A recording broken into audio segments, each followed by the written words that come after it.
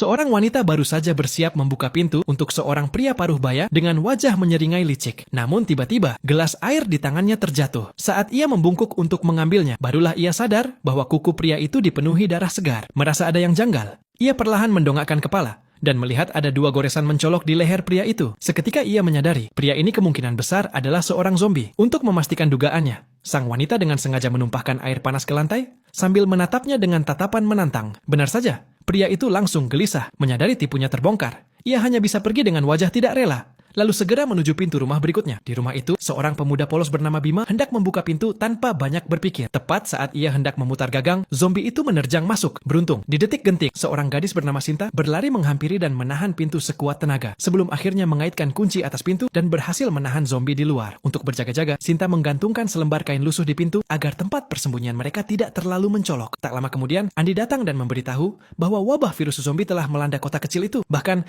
sudah ada banyak kasus di komplek mereka. Ia menekankan bahwa mereka akan aman jika tetap berdiam di dalam rumah. Mendengar itu, semua orang hanya terdiam. Tapi seorang kakek keras kepala bernama Pak Jaya justru protes, merasa sumpek dan ingin pulang ke rumahnya sendiri untuk berbaring sambil menyalakan AC. Sinta yang mendengar itu tidak mau berdebat panjang. Ia langsung membuka pintu dan menyuruh Pak Jaya pergi kalau memang mau. Kakek itu terkejut karena tak menyangka Sinta benar-benar serius. Panik, ia buru-buru mencari alasan, lalu akhirnya menelan gengsi dan kembali duduk dengan tenang. Yang mereka tidak tahu, di luar sana sudah berkeliaran banyak zombie. Begitu seseorang melangkah keluar, para zombie akan langsung mengamuk menyerang. Mereka kira pengalaman barusan bisa membuat semua orang lebih hati-hati, tapi ternyata tidak. Seorang pria berkacamata bernama Rian tiba-tiba berdiri lalu mengeluarkan segepok uang dari saku. Dengan lantang ia berkata, siapapun yang berani keluar berkeliling akan diberi hadiah 1 juta rupiah. Orang-orang awalnya hanya menonton dengan heran, tapi tetap ada yang tergoda. Bahkan, dalam waktu kurang dari 3 menit, puluhan orang nekat mengangkat tangan. Akhirnya terbentuklah sebuah kelompok kecil yang memutuskan pergi ke supermarket terdekat untuk mencari persediaan. Sesampainya di sebuah pusat perbelanjaan, mereka lega karena stok makanan dan minuman belum dijarah. Tanpa menunggu lama, mereka langsung mulai menyapu rak-rak, berusaha mengumpulkan sebanyak mungkin untuk bertahan hidup beberapa hari lagi. Namun ketika mereka hendak mengemasi barang-barang itu, Sinta tiba-tiba melihat sesuatu mencurigakan di bawah meja kasir.